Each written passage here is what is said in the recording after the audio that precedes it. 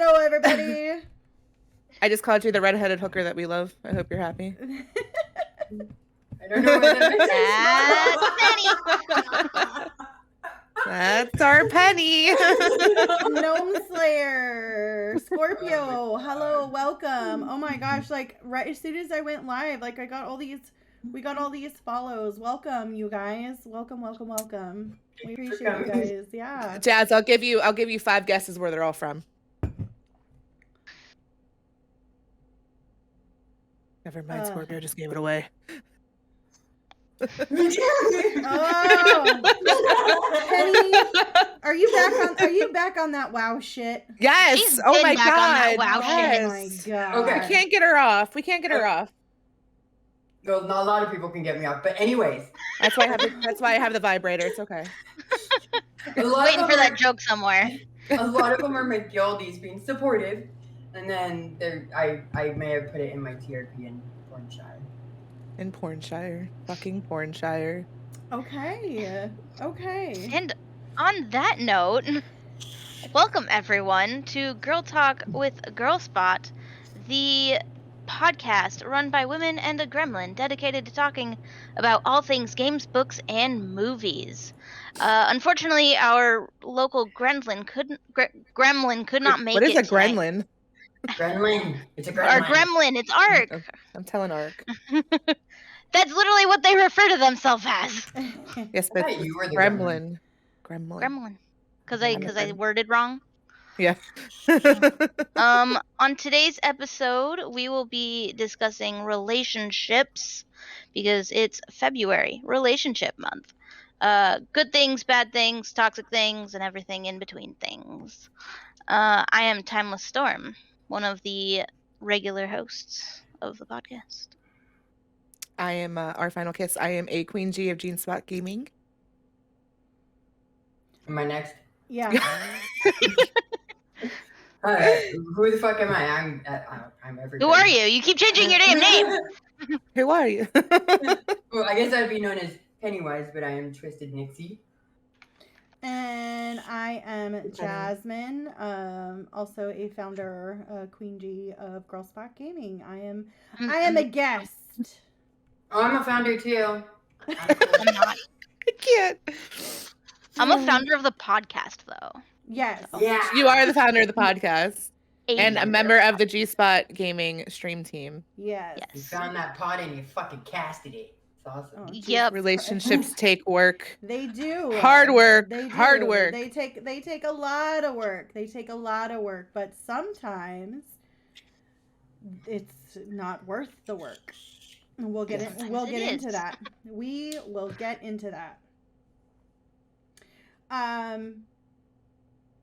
Let's start out with something positive. Good relationships. You sometimes have to go through shit relationships to recognize and appreciate a good relationship. Yes, girls? Yes, absolutely. 100%. My mom preaches that she was in a bad relationship right before she got with Chris, her husband, so she says that fully. And each relationship teaches us something about ourselves, something about what we want, what we want in a partner, what we don't want. Everything is a learning experience. Your parents have been together for 40 years, Pog. That's amazing. That Nice. is amazing. We love to see it. Yes, we do. My grandparents, my grandfather just passed away in November. They were together. My grandpa just turned 86, and they had been together since they were in their early 20s. That took a lot of work. A lot of work. 24th anniversary in June. Pog? Gnome Slayer? Nice. Wow. That's nice. That's amazing. I myself have been married twice already, and I'm engaged. I can honestly say my first marriage, I was very young. You know, people are always telling you, you're too young to get married. You're too young to get married. And I just, being 21, 22, I didn't want to hear it. But in all honesty, they were right. I was ready to be a bride. I was not ready to be a wife. And that marriage only lasted 2 years. And then I didn't know how to be alone, so I jumped right into another relationship and was with that. My second husband, we dated for 2 years and we were married for 4. And then I took some time to myself after that. That's So- one thing I have noticed is a lot of people don't know how to be alone. Yeah. It's hard, especially coming from a relationship and when you were there for a long time. And it was Yeah. It's hard to be alone. It was really scary because I went from a long-term relationship, coming out of high school, into the relationship with my first husband, straight into the relationship with my second husband. And when Tim and I split up, I was 32, and I didn't know how to date. I didn't know how to be single. What is dating? Yeah, what is dating? Like, I didn't know, like, I knew how I was and what I looked for. And, you know, I had a few hard lessons. But yeah, I had no idea how to date. And then, you know, I was very, very naive. And then I stumbled into the relationship with my narcissist, which we will get into all that stuff here soon. Ladies, what about you? Hi, Dan. I also had the same issue where I kept jumping right into relationships. It's always with the same like type of person is what I noticed was my thing. Like, and I knew that it was the same type of person, and I couldn't break that cycle until like I learned to like take a step back and be by myself and relearn who I was. And that's kind of what was the trick for me. Really quick too, I forgot, I wanted to preface this. I don't know, I think all y'all would be in agreement. We just want to let everyone know, none of us are professionals. None of us are therapists, counselors, anything like that. This is all just us talking about our experiences as much as we're comfortable talking about things that we have learned through these experiences, whether it was through counseling of our own or our own education, or, you know, again, just experiences. So please, you know, don't take this as, you know, what you need to do. This is just us putting information out there, sharing some things, because you just never know what someone's going through. They could be going through the same thing and not realize that it's not them, and we'll get into all that later Yes. too. But wanted to... I'm a fucking professional. I'm a professional shit talker, but that's about it. I'm a professional ass cat. You are. Oh my God. You are. But we love you. Yep. Good shit. The Hi, Kage. Hi, Kage. Penny, anything you want to say, add to this intro, this introduction? I was just gonna sit here and look fucking pretty. Well, Stop it. Boo Boo, Oh you're my doing God, you're stop doing it. a fantastic job. Thank you. Timeless, how about you? Yeah, before Brian, I was in a relationship with a guy for like probably a little over a year, and it was after I broke up with him that I kind of learned how to be alone. And I still had my issues when I started dating Brian, which we can get into later. But it definitely helped, like you said, learning to be by yourself. Okay. I will add that I couldn't think of what to add. Now I thought of what to add. My mom has told me that at least on my family, we actually do better alone, which is good because as you guys have seen, I get my own place, I work, you put a guy into the situation and my world is fucked up. Or is it, the wrong guy? It's just the wrong guy. Yeah. It's just the wrong guy. It is the wrong guy. But yeah. So one of the big things, there are two big things that we're going to talk about today. The more heavier one is toxic relationships. And then we're going to conclude, we're going to follow up with the 5 love languages. We're going to, you guys will notice some timers popping up. One of them is a timer that has a link to a lot of websites with a lot of information regarding narcissism, narcissistic personality disorder. That was real attractive. Thank you. Brian, That was Does Brian, Brian yeah. know that we're live on a podcast? Yeah, he knows we're live. He's got the stream open and everything. that made my nose just like.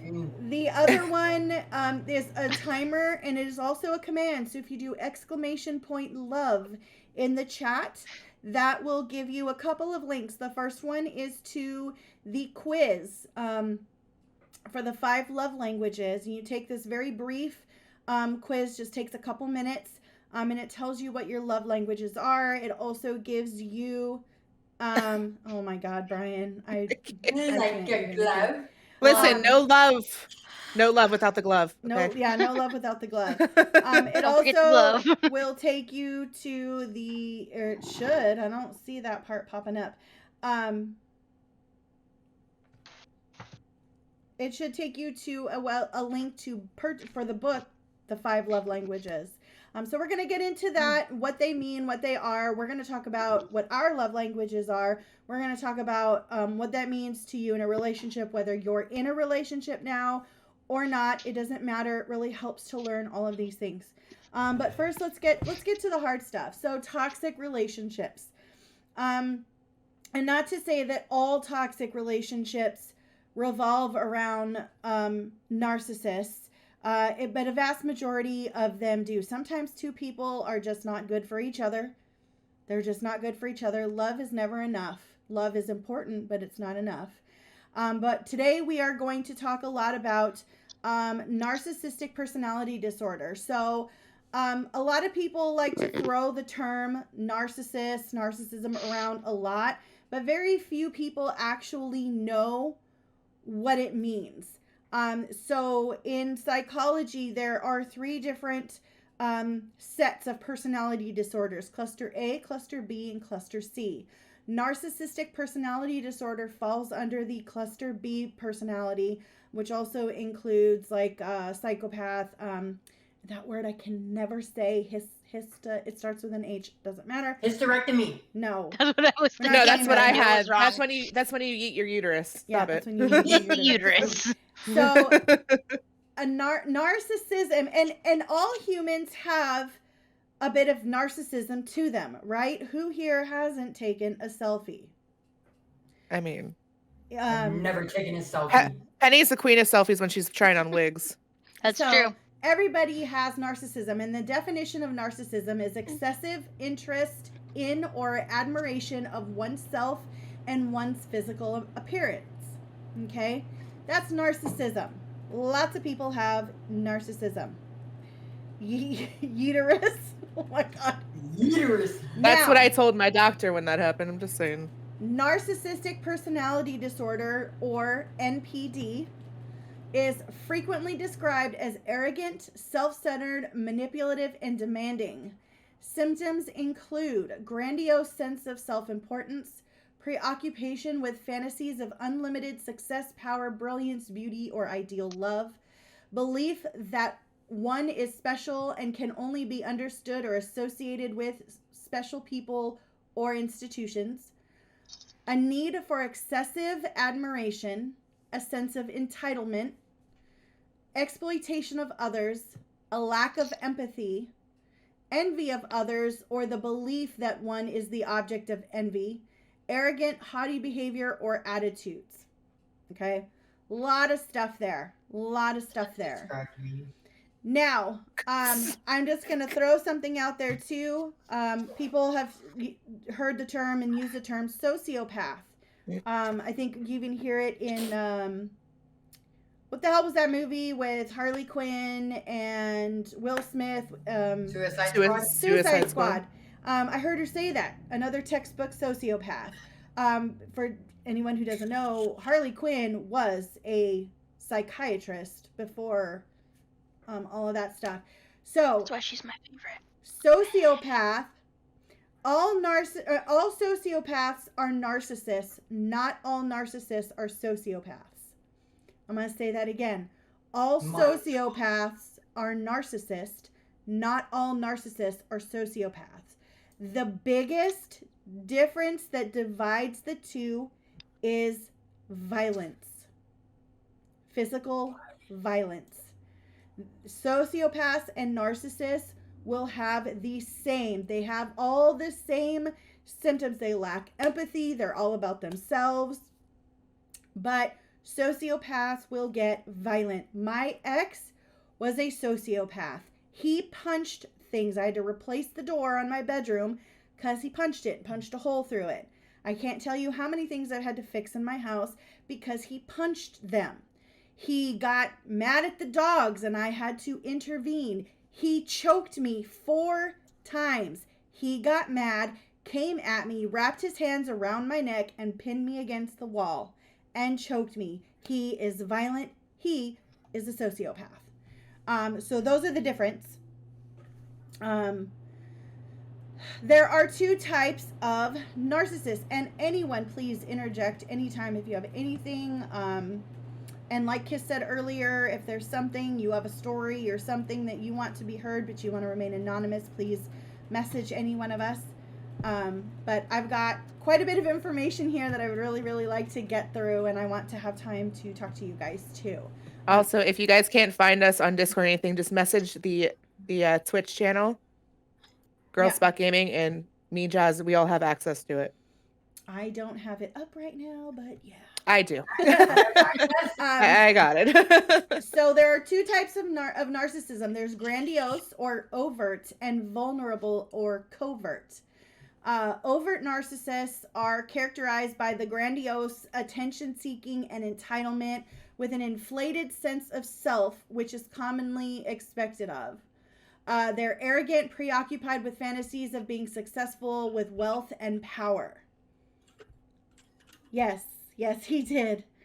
And I just never said anything until he was gone because I knew my brother and my stepdad would end up in jail and his loser ass wasn't worth it. Covert narcissist is someone who craves admiration and importance as well as lacks empathy towards others but can act in a different way than an overt narcissist.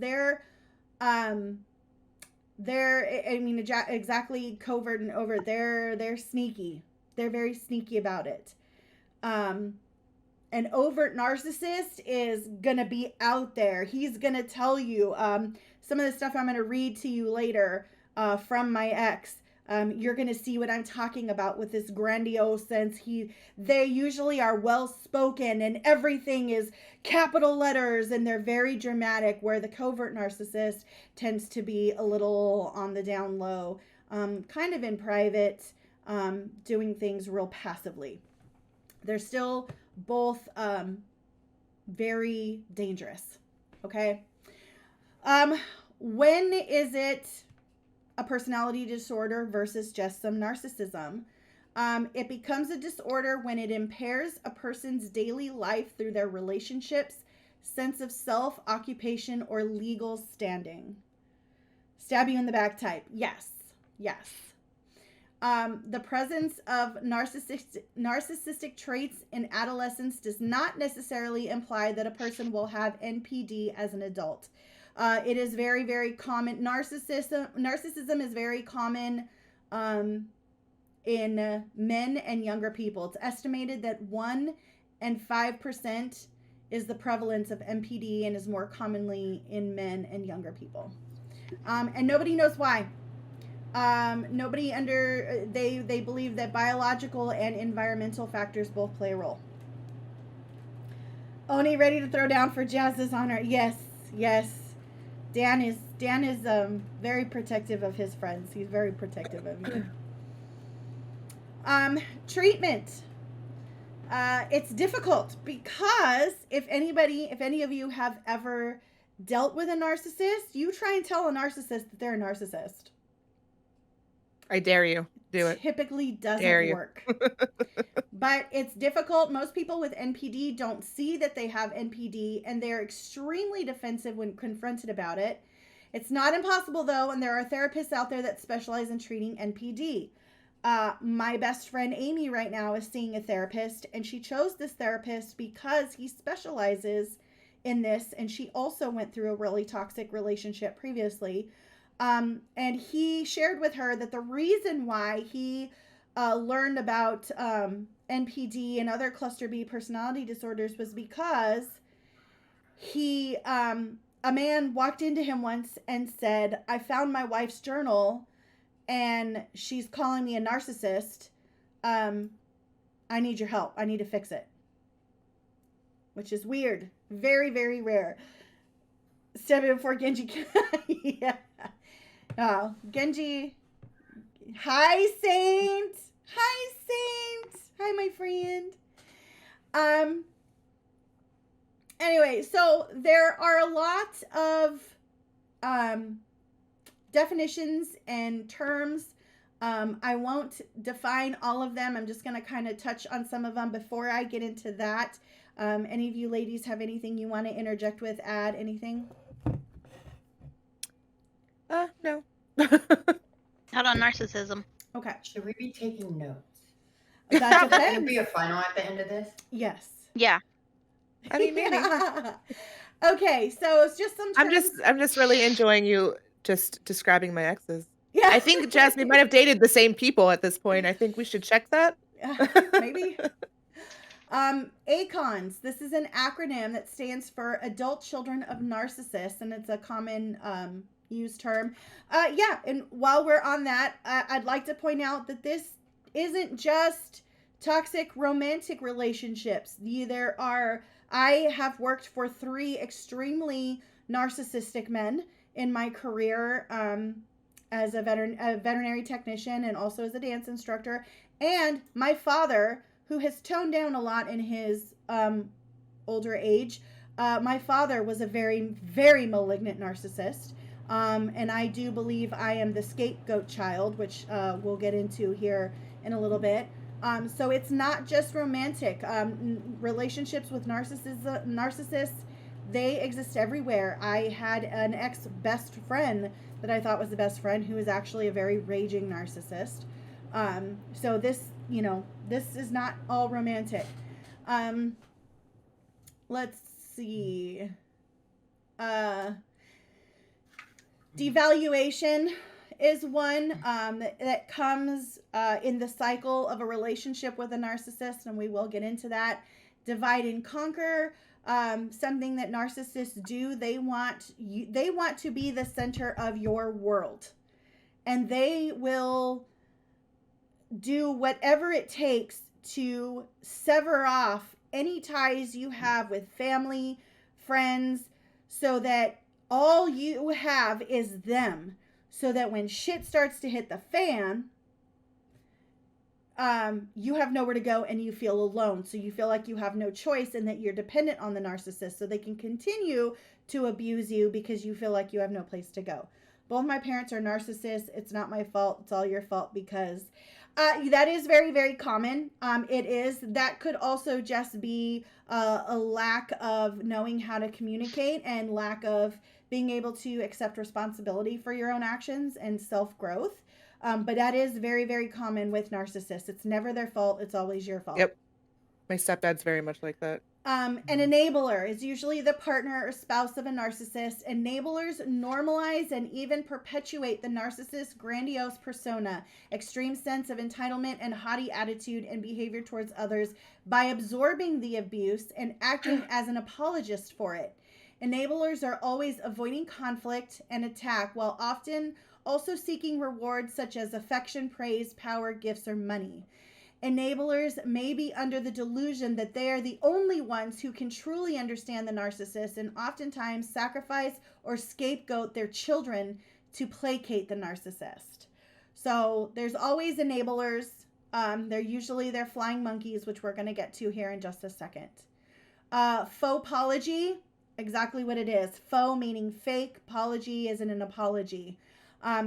They refuse to have accountability and they believe that they're always right. So it's very rare that they ever genuinely apologize. And this is where the term faux apology comes from. It's meant to deflect, induce guilt, or antagonize.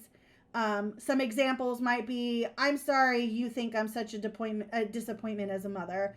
I'm sorry you interpreted something so innocent as unfair. I'm sorry you're so sensitive. which is also a common term in gaslighting, which we will also get to.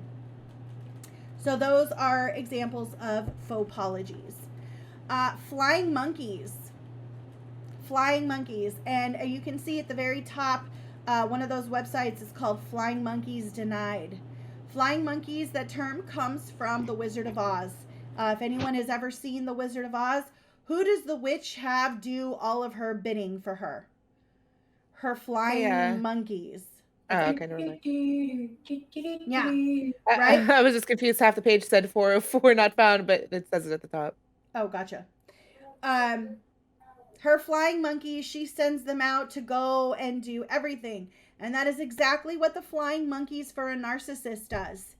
They go out and they will talk shit and they do everything while the narcissist sits back so that they can maintain that they're taking the higher road and letting someone else do that. I had that happen when I finally went no contact with my narcopath, which is another term for narcissist and sociopath.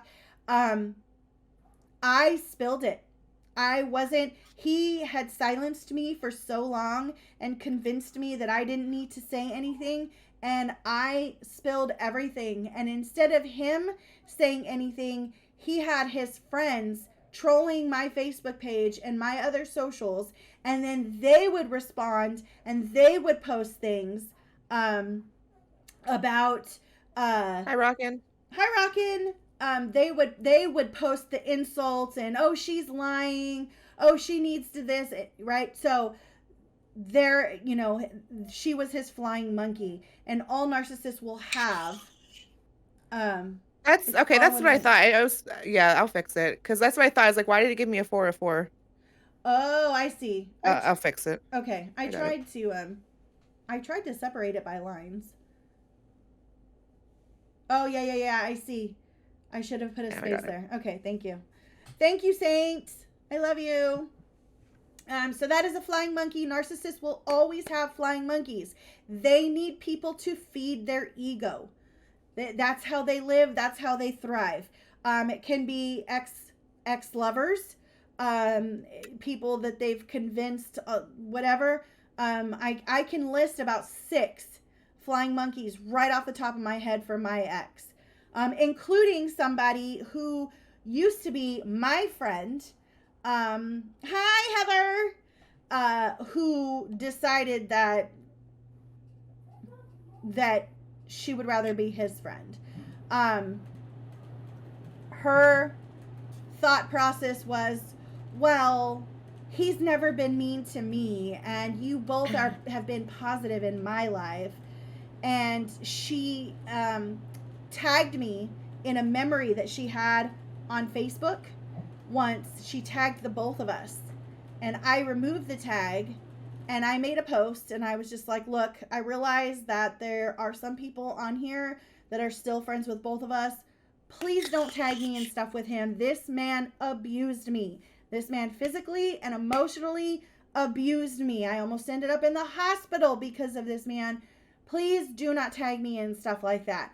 And I got a really, really snarky response from her, which leads me to another term, victim shaming, we will get to, where she just completely lashed out at me, and that was immature, and I didn't know that. If I would have known that, I wouldn't have tagged you, and for the record, he warned me about you, and everything he said has been true, but you haven't provided any proof of what you're saying. Oh, I remember when that happened. Yeah. So, that was a little over a year ago, maybe about a year and a half ago. That is called victim shaming. Don't do it. We don't victim shame. We do not victim shame. It is hard enough for people to come forward and gather the courage to talk about things that have happened to them that are terrible like this. Just to be met with hostility and people questioning them. No. And to be honest, I didn't have to prove anything. There were enough people on my Facebook page that could provide the proof that she needed. I have enough emails and text messages and bullshit archived that I could provide the proof that she needed, that what I was saying was true. I don't have to do it. I don't have to. Like, anyway, she wasn't worth it. Gaslighting. This is a big one. I feel like, I don't know if you guys agree. I feel like the term gaslighting has been thrown around a lot lately, particularly with a lot of political things happening. What's up, Josh? Hi, Josh. The people who require proof don't need to be in your life. Absolutely no. Exactly. Absolutely. Bye-bye. Reliving those memories doesn't seem worth the hassle. You know, Saint, you're right. And honestly, I'm at a point in my life where I can read all that stuff and it doesn't really affect me. I look at it and go, holy shit. So I'm so glad I'm out of that. But it's you know, a few years ago it might have been a little raw. But I have educated myself enough to know what it all is and what it all means. And I'm pretty confident in who I am that I don't let it doesn't bother me. Like, you're going to see, I'm going to talk about it here a little bit later, all of the things, all the various just like insult after insult flying at me, and he's full of shit. So he's the one with the problem. But gaslighting, a lot of the term gaslighting thrown around, and I think, I was supposed to turn on this little slideshow. So there's a little slideshow just with some information. Gaslighting is a form of psychological abuse in which narcissists systematically undermine other people's mental state by leading them to question their perceptions of reality. Narcissists use lies and false information to erode their victims' beliefs in their own judgment and ultimately their sanity. Common gaslighting techniques come in the form of denying and projecting. After an abusive incident, narcissists refuse responsibility, blame the abused, or outright deny that the abuse took place. They may say things like, "You're too sensitive. You're crazy. That's not what happened. Why can't you just let anything go?"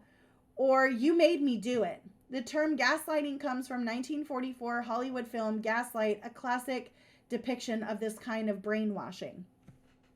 So, classic example of gaslighting. When I was about 16, my parents split up and my dad started dating this other woman. Right around the same time, I went through my first really, really major breakup. So I was a 16-year-old girl, already full of emotions, and I went through a big breakup full of more emotions. My parents split up, more emotions, and my dad brought this other woman home. Way too many emotions. And we were at my grandmother's house for some holiday, Memorial Day, something like that. And Angie came over, and I was not okay with this yet. I was nowhere near okay with this yet. And I reacted. I retracted from her. I didn't want to have anything to do with her. And my dad cornered me outside and said, "Well, if you and her can't get along, maybe you shouldn't come around." 16. And this is what my dad told me. Now, fast forward a few years later, he tried to tell me that never happened. That's gaslighting. Right there. I would never say that. You're crazy. I would never say that. When did I do that? No, you remember it wrong. You were only 16. Gaslighting. Right then. I think the thing I experienced the most from my bad relationships was the gaslighting. Yeah. I didn't learn to recognize that until probably 5 years ago when I was with Nate, who was the biggest culprit of it. And that's when I started realizing what was actually happening and how much I experienced it and just let it go. Yep. Alex made me feel crazy all the time. I had the facts right there in front of me. I had the conversation that he was cheating. I saw this, that, and the other thing. And, "Oh, you're reading too much into it. Oh, Why are you going through my stuff? Oh, we're having a fight right now because you read my emails. You read my text messages. It's your fault. My dad did it to my mom. My dad got this woman that he brought home, who's now my stepmother. She's been my stepmother for many years. She got pregnant. And I love my sister. My sister, I'm 19 years older than her. Absolutely love her. But when he found out that Angie was pregnant, he called my mom and told my mom that it was her fault. It was her fault that Angie got pregnant because her and my dad had a fight, and my dad was upset, and he left and went to go see Angie and slept with Angie, and she got pregnant. Wow. Yeah. That's not how that works. And then it went from it's your fault to, oh my God, Nora, how am I going to raise this baby? You'll have to help me raise this baby. My mom was like, the fuck I do? The fuck I do. So, again, another more prime examples that this just isn't romantic stuff. There are narcissistic parents, and yeah, exactly, Kage. Exactly. So, I strongly encourage you guys to look up gaslighting more, and guard yourself, arm yourself, because somebody's going to do it. The golden child. So this kind of goes back to narcissistic parents. This is a child singled out for favoritism, such as special privileges, more attention, high regard, exemption from discipline, and exemption from certain chores and responsibility. Such favoritism is typically at the direct expense of a disfavored scapegoat child. So I'm going to just kind of skip ahead a little bit here and go to the scapegoat. The scapegoat child is the opposite of the golden child. This is a child or children singled out unfairly or for disfavored treatment in the narcissistic family. Scapegoats are typically blamed for family problems, discipline, or punished disproportionately, burdened with excessive chores and responsibility, and subjected to unmerited negative treatment. So that is your scapegoat child. I agreed to relationships. I didn't agree to talk about my sister, Jazz.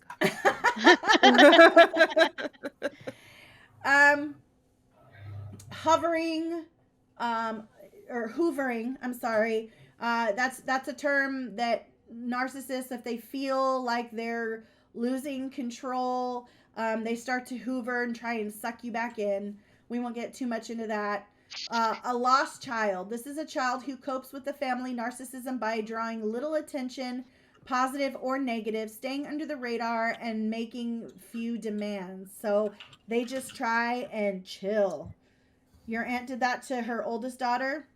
Yeah, it's really sad. Narcissistic injury, pretty self-explanatory. Narcissistic rage. Narcissistic personalities often react with rage when their underlying feelings of vulnerability and shame are triggered. They tend to take even small slights, which most people would easily brush off as intensely humiliating. When this happens, their fabricated perfect self and overblown feelings of entitlement are threatened, setting off a wild rage response. Narcissistic rage is terrifying, sometimes physically violent, and far beyond normal anger. It is emotionally and physically traumatizing for those on the receiving end, particularly children who naturally blame themselves for adult reaction. So, that being said, I can show it to you guys if you really want to see it, but I'm going to just read this to you. So this was an email that I went back and forth with from my ex. He was mad. Let me preface this.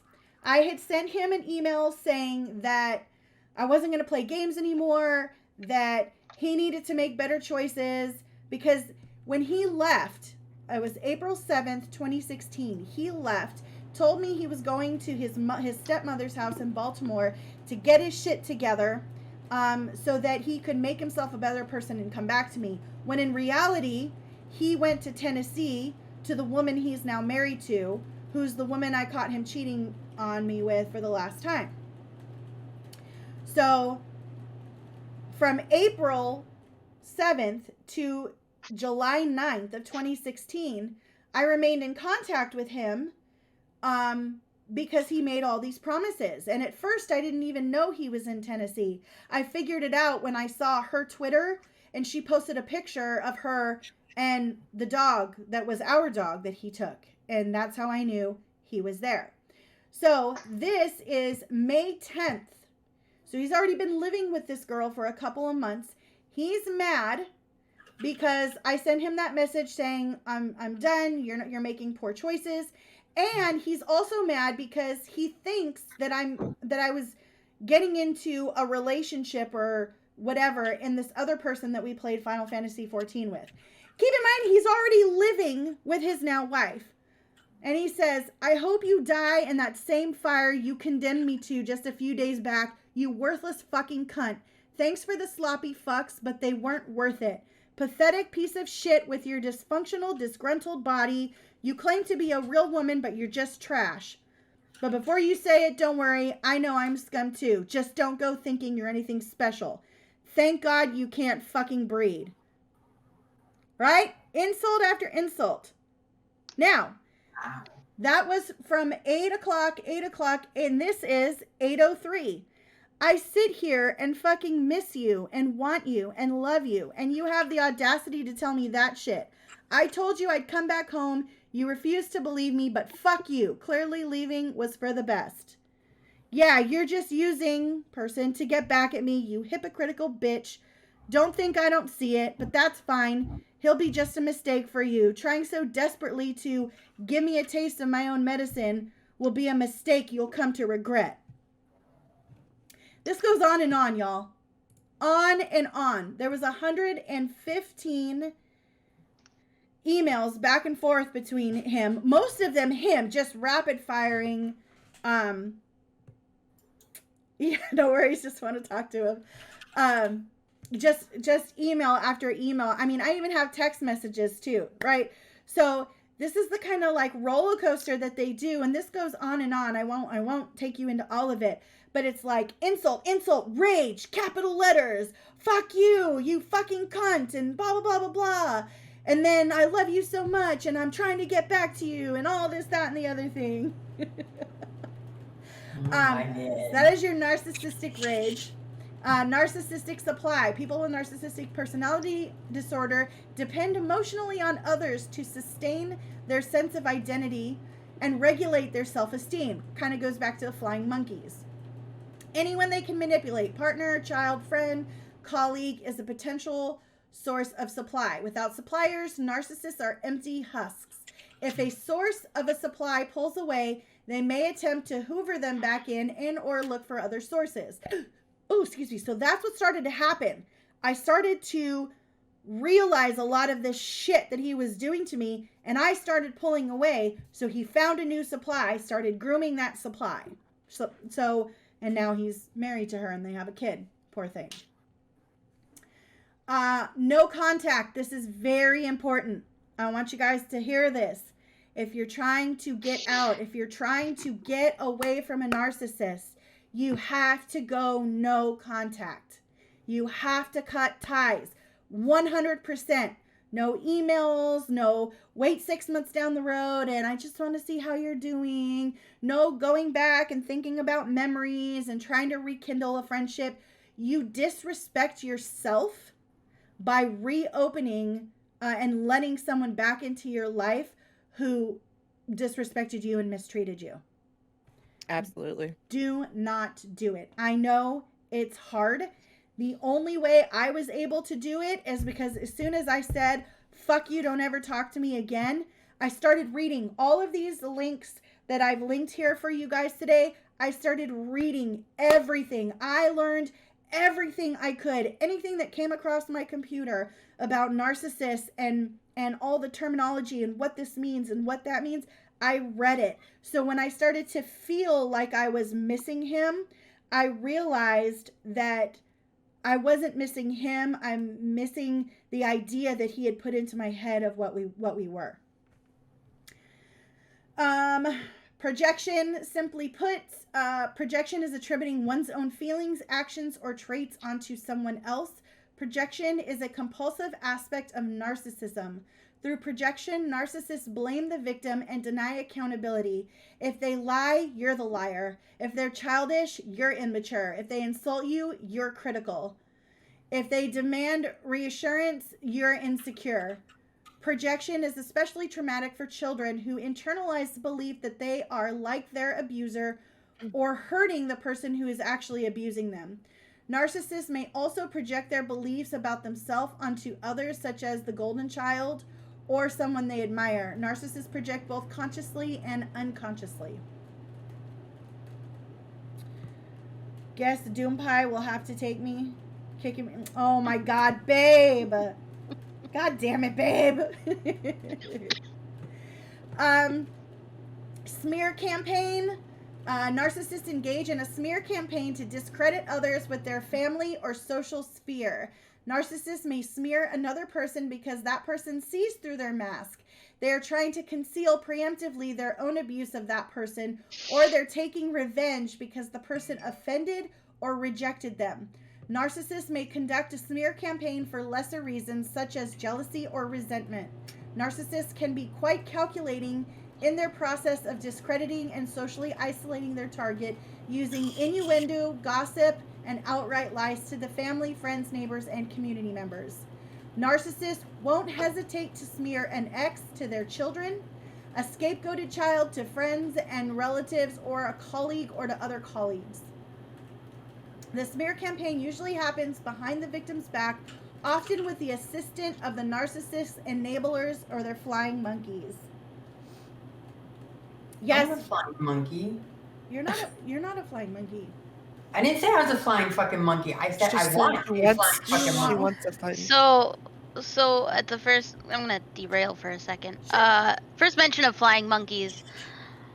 So last night we played Jackbox, and there was a prompt in Quiplash about flying monkeys, and what the worst thing about them was, and of course it was referring to the Wizard of Oz ones. Bless you. And Brian mentioned that after he heard Jazmmine mention flying monkeys. He's like, what is the worst thing about flying monkeys? The narcissist they're attached to. Yes, that's the real correct answer. Triangulation. And this happened to me a lot as well. And I'm sure, some of you who have experienced relationships with narcissists have experienced this. Triangulation is when a toxic or manipulative person, often a person with strong narcissistic traits, brings a third person into the relationship in order to remain in control. There will be limited or no communication between the two triangulated individuals except through the manipulator. It may appear in different forms, but all are about divide and conquer or playing people against each other. Alex did this to me and Erica. His now wife. I despised her. I couldn't stand her because he triangulated us. He pinned us against each other and then told me that, when he came back home, that she wasn't going anywhere. She was going to have to conform. She was going to have to do this, this, and this, or she would have to leave and control. He triangulated us against each other. Now, I feel sorry for her. I will say I have reached out to her. I have opened a line of communication. I have helped her financially. A little bit, all keeping everything very brief. But now knowing what I know and knowing what happened, and I can only imagine what's happening to her right now, and she has a kid, so she's even more stuck. I'm very empathetic for her, and I did open a line of communication. I said, I don't expect a response from this. I just want you to know that if you ever need to talk, you can talk to me. We are not, her and I, we are not the enemies. We're the victims. Triangulation can happen in romantic relationships and in families. This is an example of one in families. Joe and Sarah are two siblings. In their mother's eyes, Joe can do no wrong, especially since he is her darling boy. Joe has often gotten into trouble over the years, getting kicked out of school, doing drugs, and even stealing from his parents. Yet he's given anything he could ever want and more. New electronics, all his secondary education is paid for, and he is allowed to live at home with no expenses. Sarah, however, was forced to get a job as soon as she was old enough to work. Her mother blamed her for Joe's theft, even when it was obvious that it wasn't her fault. As soon as Sarah turned 18, her mother kicked her out and told her she was on her own. Sarah accomplished a lot since then, including receiving an excellent education that she paid for and a successful career as a businesswoman. But her mother ignores this. In fact, nothing she has accomplished has ever been acknowledged. Joe, on the other hand, has accomplished nothing and is praised endlessly. Half sister and my dad tried to do this to each other with me, but they soon stopped because I couldn't be fucked with. They're dumb. Yeah. See that? A narcissist's worst enemy is an educated empath. If you just don't fuck with it, like if you don't engage, don't give them what they want. This is an example of triangulation in a romantic relationship. Will and Anna have been together for a few months.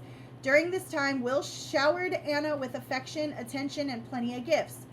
Anna had fallen madly in love with Will, and there was talk of marriage and babies and an amazing future. He told her he loved her and she was perfect and they were meant for each other. For the last month, however, Anna has noticed Will is texting less than he used to, barely answering her questions, and is otherwise being extremely vague. Sometimes his stories change, especially regarding where he has been and who he was with. He even started blaming her for things that are not her fault. She's aware that Will has a new friend, Lindsay, that he knows through work. Sometimes Will compares her to Lindsay, and she tells Will it hurts her feelings, but he responds by telling her that she's jealous and there's nothing to worry about. Unbeknownst to Anna, Lindsay believes that she is in a new relationship with Will. Sometimes he texts Anna in front of Lindsay, but he tells Lindsay not to worry about it. In the end, both women are jealous of each other and vie for Will's attention. Meanwhile, Will gets plenty of attention and drama to fuel his need to control the situation.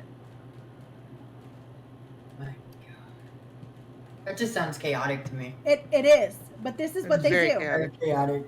This is what they do, and this is exactly why I almost ended up in the fucking hospital when all this shit was happening with me. So, spits out Dr. Pepper. No fighting, boys. The stages of a narcissistic relationship: idealize, devalue, discard, hoover. Idealize. This is the love bombing phase. Okay? Love bombing is the practice of overwhelming someone with signs of adoration and attraction. Think flattering comments, tokens of affection, love notes on the mirror, kitchen table, or windshield. And you're beginning at the picture, okay? Flowers at work, like you're the greatest, you're their soulmate, no one else is like you. Love bombing. Exactly what it's called. This is what they do. This is how they get you hooked. Then you fall madly in love. You have this big connection to them.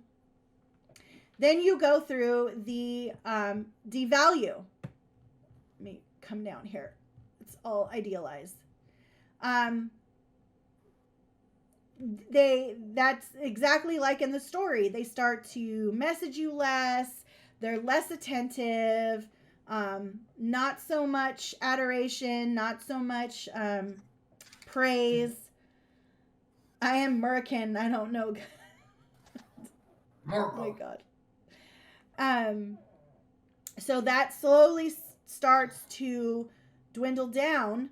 But because you're already hooked, you're trying to cling to it. And they keep control over you. Alternatively, you could start to fall away. You could be one of those ones that's, I'm not clingy. Fine. And you can start to fall away. Then they start the hoovering, right? That's when they try and suck you back in and try and keep control of the situation. It's a vicious cycle. It's a vicious cycle that just keeps going round and round. I went through it for 4 years. Absolutely, for 4 years. Every time. My first college girlfriend dumped me after 10 days of dating me. I learned a couple of days later she was already seeing another guy. Yeah. Don't worry about it.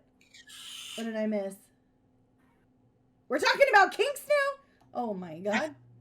Hey, What is happening safe here? spot. Safe spot. We can talk Safe about spot. kinks. You have to be able to break that cycle. How to prepare for a breakup with a narcissist. Foolish devils, welcome in. Hey, buddy. First and foremost, remember your worth. Absolutely, remember who the fuck you are. I did That's one this. thing my mom told me recently with the guy that made me question Yeah, on if I was worth anything. She said that's your first mistake right there, is ever letting a man fucking make you question your worth. no. Exactly. Know your No. worth. She was very distraught with me on it. I did this with my best friend when she realized what was happening to her marriage.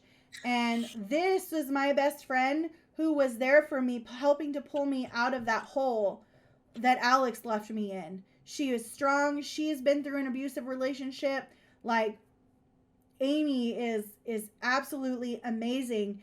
And over the past few months that all of this stuff has been happening with her, I've seen her go from that strong person to questioning who she is and is she a good person? Is all this her fault? And I sat in her living room and I told her, I said, okay, Amy, I said, that's it. Enough. I said, you, first of all, need to remember who the fuck you are. When I met you, you didn't need a man. You were fine on your own. You were strong. You did everything for yourself. You provided for yourself. You were strong. I said, so you need to first remind yourself who you are, and then you need to remind him. That's a whole nother story. So remember who you are. Yes, nobody here is worthless unless you're my ex. But your ex isn't here, so. Probably not.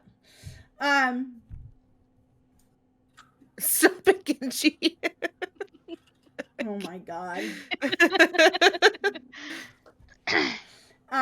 Remember that the person you thought you were in love with is not real. This was huge for me.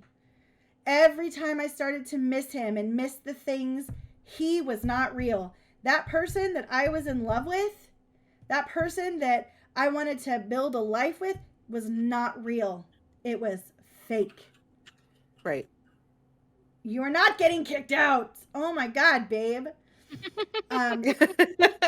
Strengthen your relationship with friends and family. You will need a support system. A lot of the times this is really hard because they've gone through and severed all that. They've isolated you. Your friends and your family who truly love you will always be there. This almost happened to me. I need to circle back to this because when I talk about some of the physical abuse stuff, I have to comment on the if your family loves you, they'll come back thing. Someone remind me because I will forget. Okay.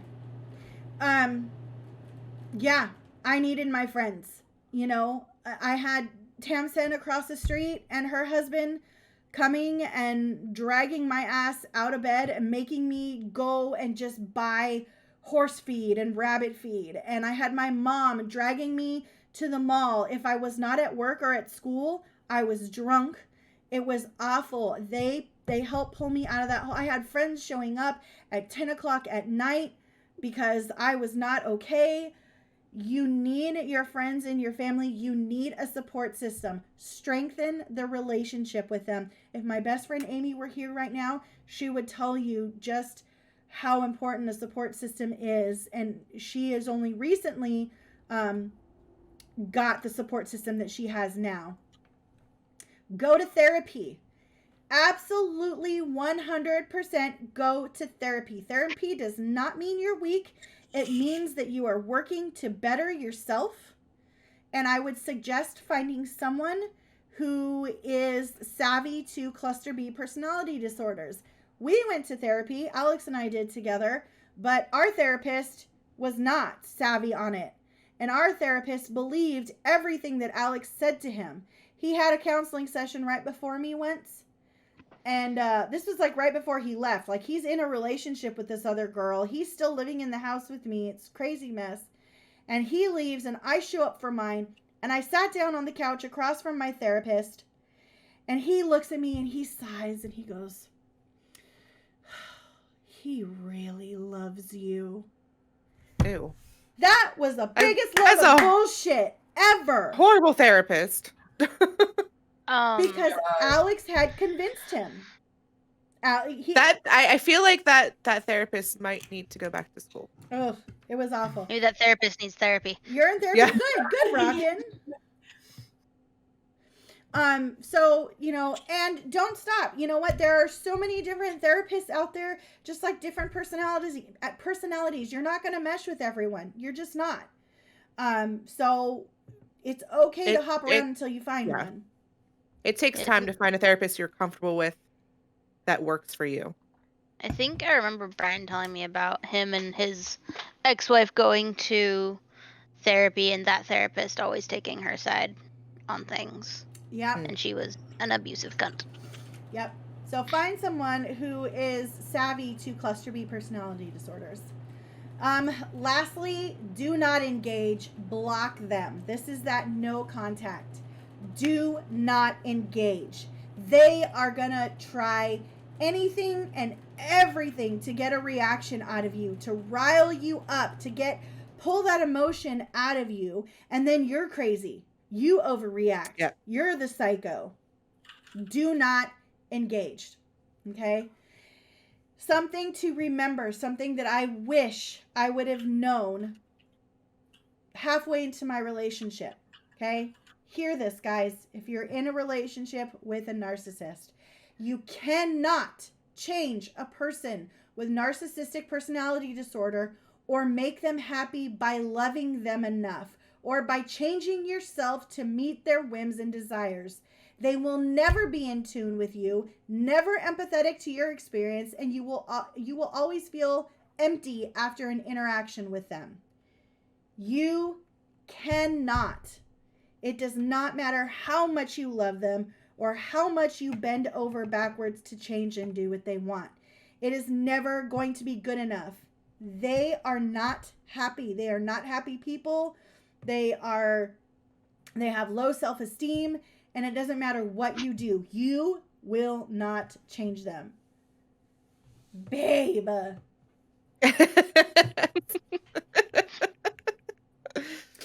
So that's pretty much everything I have. The last thing that I want to touch on, and this is going to be really, really touchy, okay? This is something that I did not realize until after the fact. Rape. Just because they are your partner, your significant other, does not make it okay. If you say no, it means no. I did not realize this until well down the line. He did this to me, and I never thought anything of it because he was my boyfriend. It is not okay. No means no. No. I don't care if it's your husband, your fiance, your boyfriend, girlfriend, wife, whatever. No means no. A relationship status does not give someone the right to control your body and do whatever they want with it. No means no. It's a great segue, honestly. So it happened to me too. I wasn't dating him at the time, but my ex had come over. We were still friends after we broke up. And I just want to preface this by saying he was an amazing boyfriend. It just didn't work out. So it wasn't like we had like an abusive relationship. But he had come over one night and it was the same thing. Like he wouldn't let me, like I was saying no. Still happened, and I just eventually just let it happen. And I talked to one of my friends about it later. She's like, well, you did it, so it's not rape. Like, you did it. No. Like, what? That's not how this works. No. And I didn't realize it. And I just accepted what she said. I was like, okay, you're right. I wasn't raped. But then, like, it took me up until, like, last year. And I was like, shit, that was rape. Like, it took me a long time to admit to that. And a lot of people don't come forward with that because they think, well, we're friends or we're married or we're dating. So, no, it wasn't rape. Me. Yeah. Exactly. No one's going to believe them. This goes right And back people to do. victim shaming. Right. Exactly. That And- goes along with, oh, she was asking for it. She was wearing a short skirt or a low-cut shirt. She dresses like a slut. She asked for it. No, No means no. not at all. No means no. And no's don't, like, they don't always come out as no. If they're like, stop, that is no.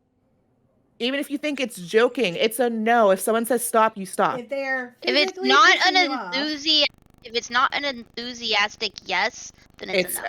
It's a no. Absolutely. that's really good, Timeless. If it is not an enthusiastic yes, if there's any hesitation at all to it, don't do it. No. Stop. Just stop. Don't be a dick.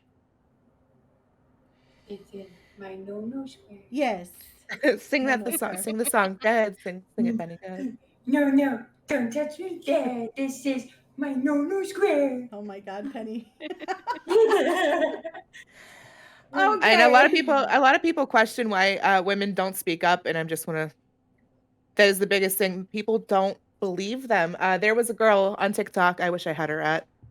She was at a bar or casino in Vegas, and a man came up to her, grabbed her ass, and she was trying to tell the security and the managers, and they literally just let this man walk away. They didn't believe her. Meanwhile, 3 of our friends are like, we literally have it on video. They did absolutely nothing and kicked her out. There's this that Canadian ginger or that Canadian ginger girl on TikTok. She does a lot of stories. She does skits that are stories from when she worked at bars, and she somewhat recently did one where the bar she worked at was being sold to the friend of the owner, and that guy, the friend of the owner, was there, and I don't remember what she was doing, but she was turned away from him doing something, and he touched her ass, and when she called him out on it, he's like, it was an accident or something along those lines, and he was just an overall asshole and misogynistic. And when she told her the now previous owner, who she had been become friends with, told him about this, and then the previous owner, she calls him Mitch. Mitch was like, well, maybe you just read the situation wrong, and just like would not believe her until he witnessed it himself. I'm not saying like fucking, slam the ban hammer right away, guilty. I'm saying it's worth investigating. If somebody claims something, don't immediately go to making an excuse. I mean, you want to know what's worse than misogyny? Internalized misogyny. Women. Yeah. We see that a lot as female gamers. Like you'll get into a group. I've seen so many videos, like mostly Call of Duty. They're usually Why does it always come back to Call of Duty? Call of Duty players are toxic. And you'll get guys ganging up on this one girl, and then you get the other girl who's not getting ganged up on, and she's ganging up on this girl, and you have this internalized misogyny, and that's not okay. It's not okay. No. It's just not okay. Anyway, that's a whole nother tangent. Ladies, we have enough people against us. Don't be against each other. Yeah. Damn you, Call of Duty. Also, I think Call of Duty players are toxic. I do happen to enjoy Call of Duty. Back on the consent thing, also, if someone is drunk, it's rape. They cannot consent if they're drunk. Yeah. Stop it. Don't. Yeah, just don't. Just don't. Yeah. Just don't do it. We were supposed to remind you to talk about something. Yeah, that'll be while we talk about the abuse thing, which I'm going into now. Okay. Take it away. So, I want you guys to guess, how many women do you think experience domestic violence or abuse in their relationship that is physical? That's 3 too many. out of 8. That's physical. 3 out of 8. That was I say say 1 in 4. I was gonna Timeless. say 4 and 10. It's 1 in 4 women. How about men? Cheater Jazz. Probably 6 out of 8. Maybe 1 in 5. yeah. It's 1 For in men. 9. Oh, Because 1 I in think 9. people Okay. forget. I think people But forget men- that men can be abused Yes. just as Yeah, much as and women. I think it's not as reported as often from men because they're afraid that they'll be viewed as weaker. Like, oh, a woman hit you, so Right. what? Right. Yeah. And it's ridiculous. And then they get mad if the man like pushes them back. I've seen videos of men while their woman is hitting them, just literally push them gently by the shoulder back, and everyone was screaming, "Well, he hit her too." No. Yeah, He Brian's separated himself. Like Yeah. there's a difference. And I know you told us some stuff about Brian if you want to talk about some Yeah. stuff that he experienced as well.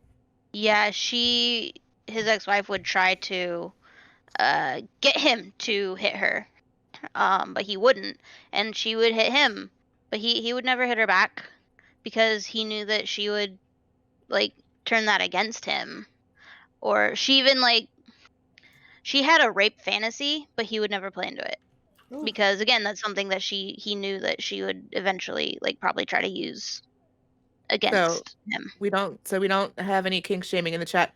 No. Consensual non-consent is a thing, but that is not it. Yes. Yeah. 100% not it. But that is a thing. Basically trying to bully him into it. Yes. It's shameful, so you don't say anything and hold the L. Yeah. You know, I can see that, you know, because I don't know, it's just kind of a stigma that It is. it's a stigma against men that they should be this and they should be strong and they should blah blah blah and then so then when bad shit really happens to them, they feel like they can't say anything. Right.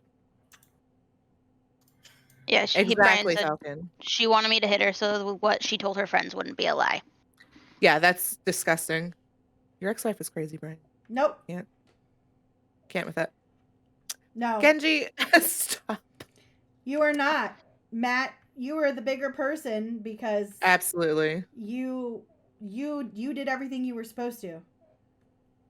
You absolutely did everything you were supposed to. Why is Genji emo? What is going on? Because he's leaving tomorrow and he's sad. Oh my god! Eat some ice cream, dude. Jesus fuck. It's ice cream. God. I'm just so happy. You got beat So- once by your former friend's mom? Well, that's... You did. Give me ice cream. No, right. I give you ice cream. You did. I'm just gonna I say... don't have ice you know cream, but what? will you settle for a chocolate coin? I'm just gonna say here, Matt. I'm just gonna say here. I said she was nuts. I said stay away from that. Yeah, but Well, that's the thing about people in toxic relationships is it's like you see it looking in, it's hard to tell them that like this. Well, and it's all of us have done it, obviously, where we notice something on a relationship that we think is odd or off on the person, and you try to explain that to your friend, and you know they just don't see it.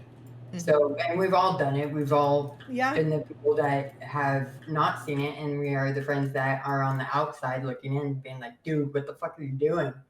You know. So So- to be fair, for a little bit of background, when I was a dance instructor, my brother's ex-wife, her father was one of my students. He had been taking lessons from me for a while, and then she came home because she was divorcing her husband at the time. My brother was also a student there, and that's how they met. Matt was a young Marine having some fun, going through all the girls at the damn studio. And one thing led to another, and now I have a beautiful niece and beautiful nephew. But I knew just from teaching her dad, I was like, no. Okay, so we had a very strict no fraternization policy between teachers and students at Arthur Murray.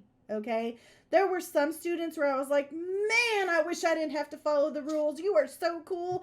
I want to hang out with you.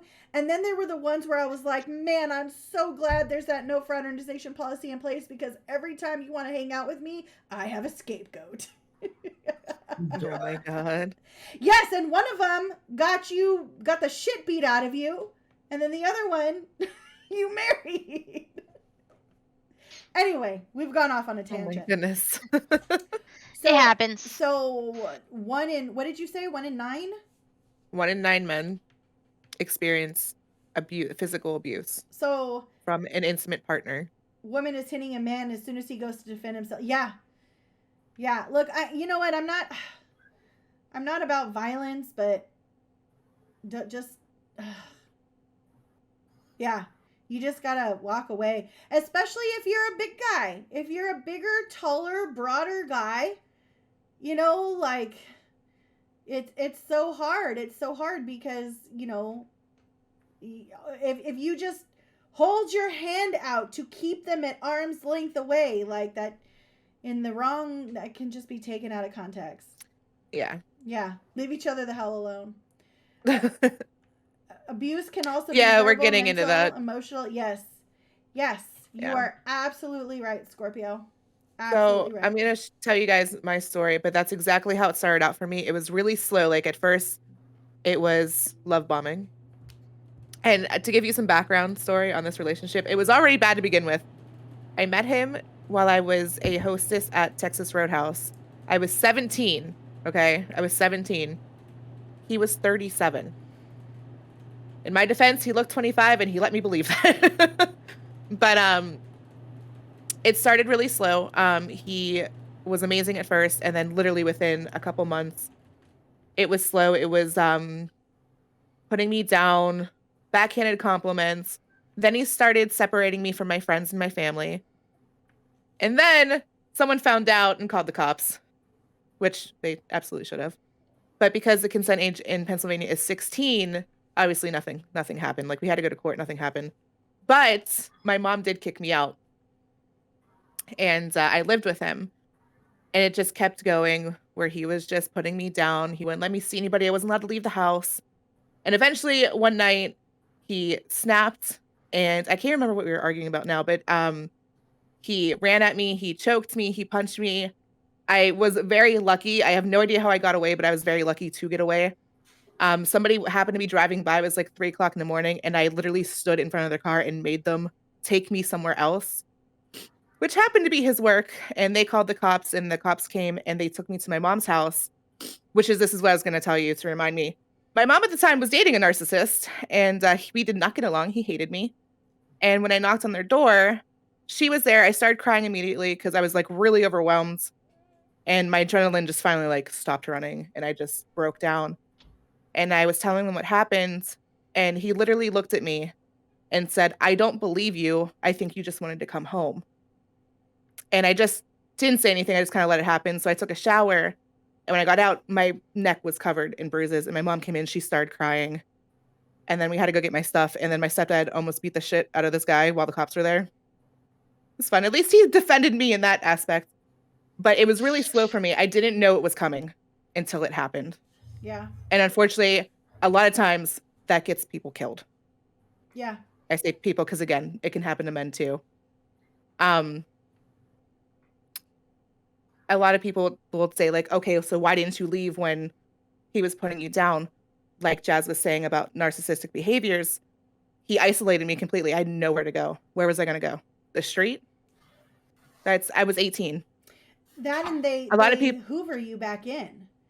Yeah. Right? Like my Alex kept telling me, he used to say that we fight because we care. It's when we stop fighting that's when we should be worried. And we've been like, they give you all these beautiful, and you know what, most people in a relationship with a narcissist like that are empaths. We're empaths. That's what narcissists are attracted to empaths, because they have no emotion of their own, so they suck the emotion and the life force out of the empath, and so they know how to mimic this, and they feed you with all these beautiful well, you know, it's because I love you and we've made it this far and we can't give up and let's not give up. And they hoover you right back in. Yep. A kiss. Yeah. Make your hoovering face.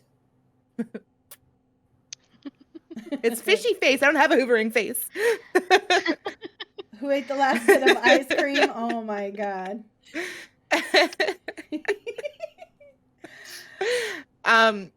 But yeah, so a lot of people don't understand, like, it's really hard to get out of that kind of relationship. And unfortunately, we do make a lot of excuses for it happening because of the mindset we are put in. Oh, well, he loves me, he's trying. Or, you know, well, I did this, like I deserve. No. Yeah. It's really hard to break that cycle, to get out of that mentality that you deserve better and this is not okay. And there is a cycle where you tend to date the same kind of people. I never got into another physically abusive relationship. Everything after that, I've noticed I've always fallen into a mentally abusive relationship. And honestly, in my experience, that was 10 times worse than being physically abused. I would rather someone punch me any day than being put down to the point where I wanted to kill myself. And I thought I had no value in the world. You know what? It is really sad. Like, I have been very open about things that Alex did and all the cheating and this, that, and the other thing. And I had people who were still friends with both of us because, you know, he never did anything bad to them. They never saw it. It wasn't until I said, he choked me, he physically abused me, and they were like, oh my God, I didn't know that happened. Oh, and okay, that the choking, I can physically heal from that. Right. I mean, Matt can tell you there was one day that he was on the phone with me. I was an absolute fucking mess, and he had to stay on the phone with me until my mom got out here. My mom lives 45 minutes away, and she drove. It was like 10 o'clock at night, and she had to drive out here to me. Like, shit like that happened. My mom almost put me in a hospital. That mental and emotional shit that they do to you, it's awful. It's awful. It's bad. Totally forgot what I was gonna say.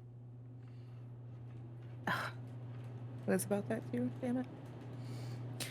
I found a lot of people who have come from emotionally and mentally abusive relationships tend to end up self-harming, committed suicide, needing some kind of therapy for years, and they're not healed today. It's like the best analogy I can tell you for mental abuse is you breaking a plate, it cracking into a million pieces, and you going, sorry, it doesn't fix the plate. It's just like Jess says, you can heal from the physical, but mental abuse takes years to overcome. And like to this day, like it affects you even years later, and you have to stop yourself and think about it. Like for physical abuse, for years, anytime someone, I still do it. It's not as bad, but if someone like just moves too quickly near me, I jump because my body was trained like, oh, fight or flight.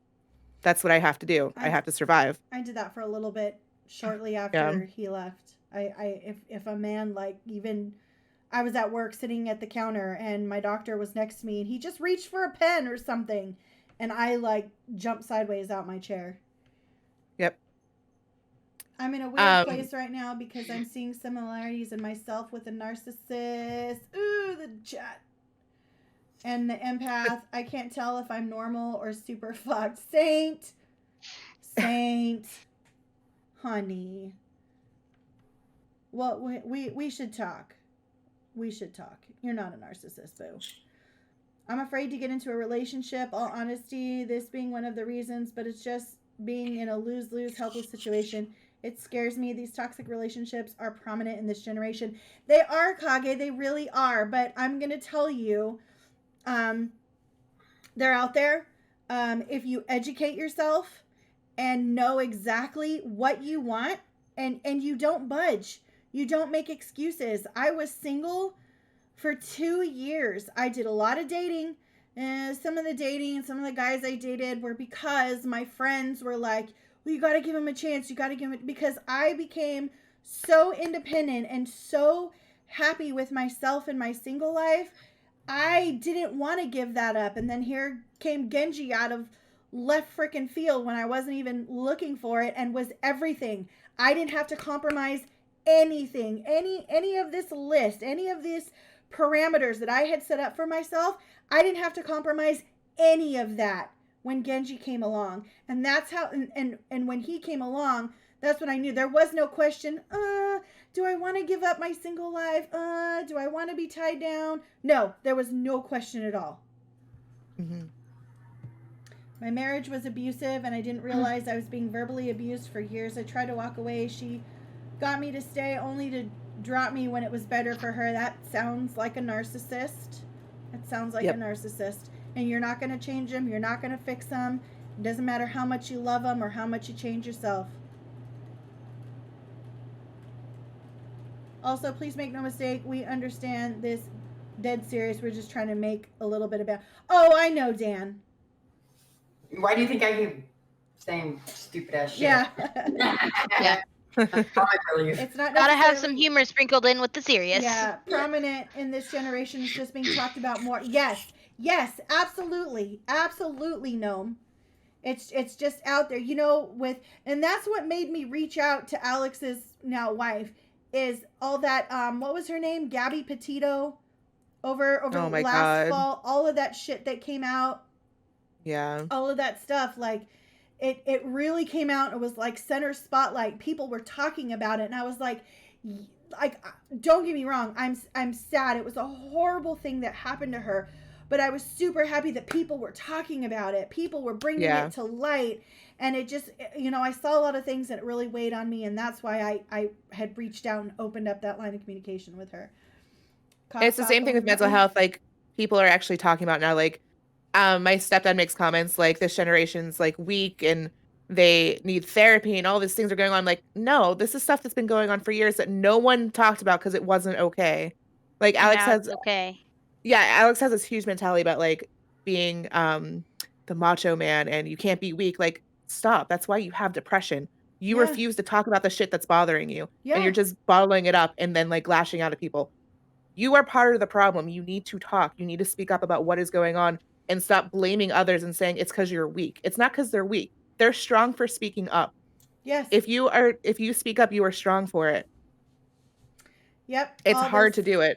ADHD and this mental health, and you hear, well, in my day, we didn't have that. No, a lot of people went undiagnosed and untreated. Yeah. Right. And it most definitely, it's safe to say the past generations, they didn't deal with this shit. You report your brother's touching you, your parents sweep it under the rug. You don't call the cops on the family and shit like that. So, yeah, a lot of mental instability happens with that shit, And unfortunately, I myself have to deal with that shit at 35, going to therapy, which I'm happy I am. But it sucks because it should have never fucking happened. Right. They all should have, how they should have pressed charges against my brother. The fact is that you were a child and you were supposed to be protected, and you weren't protected by the people who were supposed to. And that is one thing. Therapy, if you get a good therapist that you connect with, they open the light to a lot of different things. Like this one that I have, she brought up that every man in my life has been a disappointment, where my mentality has always been I disappoint them.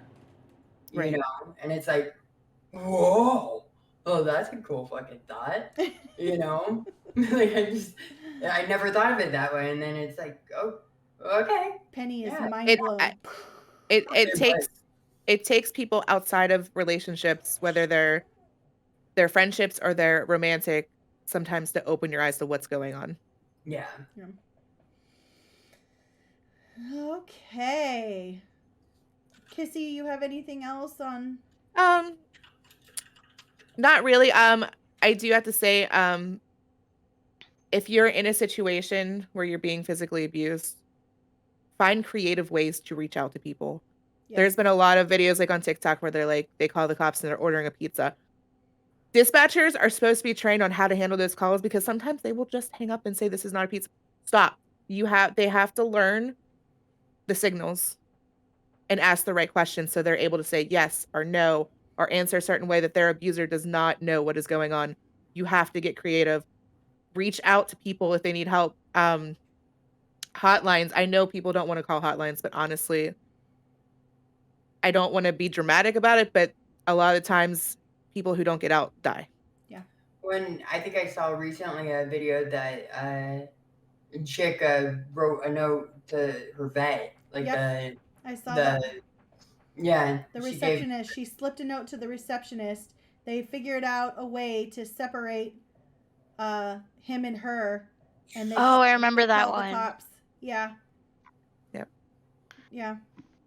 Same thing, like if you have a friend and you notice and you know something's going on, you have to be you have to be tactful about it because their partner will take it out on them.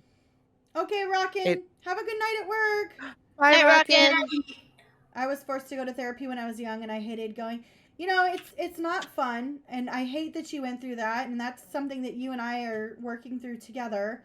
I hate that you had that experience because I think therapy can help a lot, which, you know, hopefully you and I can work through that together. But yeah, it sucks. I remember you telling me about that, and I know that's some childhood trauma that you still deal with to this day. And that's okay. Everybody has some sort of childhood trauma. It is okay. Yep. It is okay to say it. It is okay to deal with it. It's okay to say that you're still dealing with it. I mean, shit, I'm 43 years old and I still have issues. But and my mom always says that childhood is the one thing that everybody goes through not unscathed, or however she says it. Like, everyone deals with issues. I dealt with someone, I forgot who, but the other day, that doing this comparison thing, like, well, my childhood was worse, or don't do that. Don't do that. Shit. Don't discredit somebody. Yeah, you dealt with your shit. Congratulations. I dealt with mine. Shitty, whatever. Yep. But don't fucking talk down to me like you had the worst life ever. This is a bad example, but it goes along with what you're saying. But we have a really bad habit of kind of putting down other people's trauma. Like, the example is someone posted on TikTok. I use TikTok a lot. I'm just on it a lot. But I am on it a lot too. It's okay. I think you know this though. Yes. Someone was talking about how women's gynecological procedures are barbaric. Yeah. Yes. And how they were talking about IUD placements, and she was telling her story about how traumatic it was and painful. And I was looking through the comments, and I was going to talk about it too, because I passed out. I passed out when I got my IUD, and I've had cervical biopsies, and they're fucking painful, and no one understands. But the doctor's not. No one understands. But and other people are like, ahead of time. Well, at least they didn't tell me ahead of time. I had no idea what to expect. They told me take 600 ibuprofen the night before and take it every 6 hours until you get here, and you'll be fine. Literally passed out. And other people were like, oh, it wasn't that bad. I did it without pain pills. Like, you guys are being dramatic. Stop. Your trauma is not the same as somebody else's trauma. And it's going to be different. Yeah, and it doesn't lessen their trauma anymore. Exactly. And seriously, if it didn't hurt you, you have a cervix of steel, because that shit hurts like fuck. I have quite a lot of issues mentally and personally. I'm working through it all. It's not going that great, but it's not going to be a quick thing. Nope, these things take time. They take time. The first big thing is recognizing that there is an issue and then getting help for it. Yes, absolutely. And don't be afraid to take that step. It's okay. For twerk videos, oh my TikTok is filled with Tumblr making and crafting and cute animal videos. Mine is a bunch of streamers and women being traumatized by gynecological things. Mine is dice making and people doing skits of things that have happened. Yeah. And cute animals. Cute animals. I'm lacking cute animals on my TikTok. Well, you don't watch the videos they send you, or that Brian sends you. Oh my god, I watch all of them. Jesus Christ. So we know we've covered a lot of heavy stuff. We want to kind of close the podcast with some more positive things. So Timeless has got some things on the 5 love languages. Again, if you do !love in the chat, that will bring up the link to the quiz. It takes just a couple minutes, answering just a few questions, and that will let you know what your love language or languages are. It gives you a percentage. And then there are also some, there's a book about it. And then there are some websites, which I think are at the bottom of the website link, that talk about what to do. Now, okay, so this is your love language. What do you do with that? What do you need? What is your part? Whether you're single, this is to prepare you for when you get into a relationship. If you're in a relationship, this helps you with how to help your partner, because it's not all about making yourself happy. It's about making, if both partners can focus on making each other happy, then you're good. And this quiz will be part of your final grade. Yes, it'll be part of your final grade. Yes, there are 5 love languages. Words of affirmation, which is, I love you, compliments, appreciation, encouragement, just like positive verbal, or it could even be written. Like the occasional loving text, even could be words of affirmation. I like when Penny sends me random texts of love, and oh wait, they don't happen. I was gonna say I don't get any random texts of love, Penny. You're not wifey. I'm wifey. Oh, me? She comes to my house more. Do you know another Penny? No. The real Pennywise. It gave you one word, bacon. Kage, the fact that you knew, did you just take the test right now, or did you already know that? I took the test, but I already knew Yours what mine was. Bonk. Physical touch 33, words of affirmation 27, quality time 17, gifts 13, acts 10. Okay. I made Data take it, but I already knew what his was. Bonk me. Yeah. Physical touch being the top for Brian was not a surprise for me. Let's go through what all the love languages are, and then the 4 of us can give our what our love language is. Okay. So the second one is quality time, which is spending time together, even if you're not necessarily doing anything. Acts of service is when you are doing something for your partner, helping around the house, or helping them if they have something to do and they're like feeling super stressed or something and don't want to do it, and doing it for them instead. I threw Brian a surprise birthday party yesterday. That was my act of service for him, because his original one was, well, everyone canceled on us. Gifts, that's exactly what it sounds like. You feel the most loved when someone buys you gifts. And just to be clear, like, gifts are like, I kind of feel like that feels like a little bit of a selfish one, but it's really not. It's, for just a quick example, when I go to the grocery store sometimes, I know Genji likes sushi or his favorite chips, something that you just buy and pick up as a little gift, and that lets that person know you were thinking about them. Just little things like that. That's what that gifts means. That doesn't mean shower me with gifts and diamonds and car.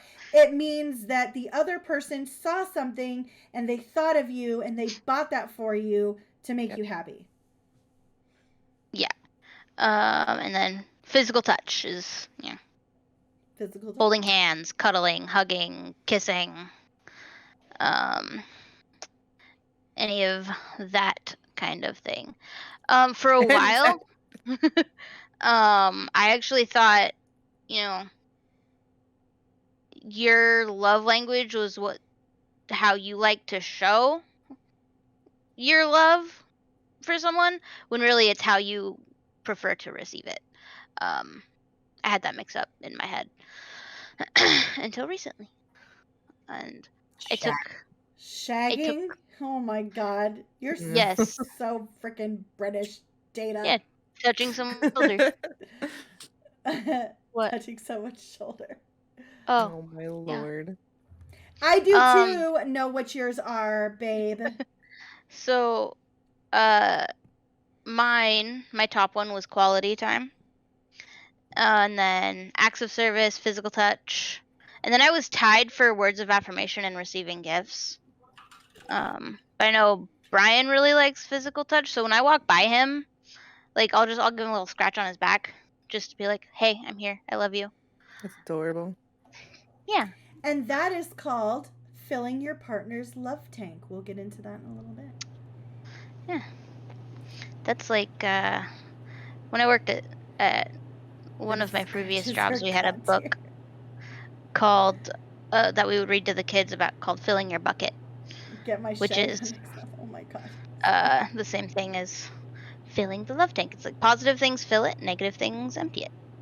So another way I heard that explained was instead of a love tank, it was a bank. Yes. You have to make emotional deposits in the bank, and you can't do it if you are empty. Yeah. What are your guys' love languages? What about you, Kissy? Mine was my top one was physical touch, as Data knows. I did the same. I'm the same way. Timeless does for Brian, and I'm like that with my partners. Like I just like to touch. If they're sitting next to me, I'll touch me. But I like that too. That's the biggest way for me to know that you care about me. I was tied for quality time and acts of service, and then words of affirmation, and then receiving gifts was my lowest one. Penny. So, I didn't take it to Chris. You suck, Penny. You had all this time. Penny, what I think we should do is circle back to Penny, and Penny fucking takes it right now while Jazz No, talks. hold the fuck on, because I can already tell you what the fuck I am. Okay? I want to know what the test says. Though. I will tell you, I did, the highest score was acts of service, because in all honesty, I don't even want a partner, I want a fucking slave. No, I'm just kidding. I'm just kidding. That explains so much in our gaming. No, I'm just kidding. But no, like acts of service is really big for me, because if I'm cleaning the kitchen or something, go fucking do the dishes. Go, like, take initiative and fucking help. It's quite simple. So if I feel like I'm doing everything, you're gonna have a pissed off bitch very quickly. And then what are the other ones? I don't do receiving gifts was really low for me. I know that, because if I want something, I'll fucking pay for it. I work enough to where I'll pay for my own shit. Thanks. But it is nice to get. But again, that goes. Doritos. That goes back to giving gifts isn't necessarily like I want something, go buy it for me. It's the fact that person was somewhere and they thought about you and they said, "Oh my god, that's Penny's favorite chips. I'm just going to buy her that little bag of chips because it makes you happy." Kind of thing. Like that. It's like the little toothless necklace that we got you. Yeah. And then quality time is up there with acts of service, because I mean, I don't mind me being out in the garage doing spray painting and then you doing whatever the fuck you want to do, or just even be out in the garage doing your own fucking thing. I don't care. But at least we're both there, kind of thing. And physical touch, don't fucking need it. Words of affirmation. Yeah, I like being told that I'm 8 sorts of fucking gorgeous today. Yeah, I like it. I just want to tell everyone that Penny told me that I wasn't. This was a long time ago. This is when we first really started being friends. No, not that you hated me. That once we were friends and not like as close as we are now, but you were like, I said I wanted to hug, and you're like, I don't do hugs. She's like, I don't. Haley, have I hugged you yet? No. Yeah. Bitch, I've never. Listen, if I don't get a hug, I swear to God, we'll fight. I got a hug. Penny's gonna get jumped on. She just doesn't realize it. I lied for her to make her have that tough exterior. I've gotten at least one hug. I'm gonna come at her like a fucking spider monkey, whether she likes it or not. We all three will. It'll be a thing. You wait till Jazz is wedding. Yeah, touch is not a big thing for me, but yeah. So that quiz was an ordeal. All honesty, if my future partner does that caressing shit or playing in my hair with that sensual eye contact and that low "I love you," Oh my Oh, god. jeez. Oh my We're god. jumping Penny. So We're jumping Penny, for Brian. me, Come on. my primary love language is acts of service, followed by words of affirmation. And I am very, very fortunate to have a partner that knows how to fill my love tank and does it.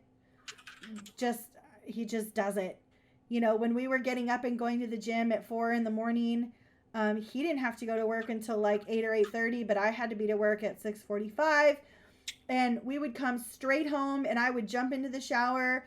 And when I walked out of that bathroom, he had my lunch packed, my water bottle filled, my coffee made, everything, so that all I had to do was grab it and go out the door.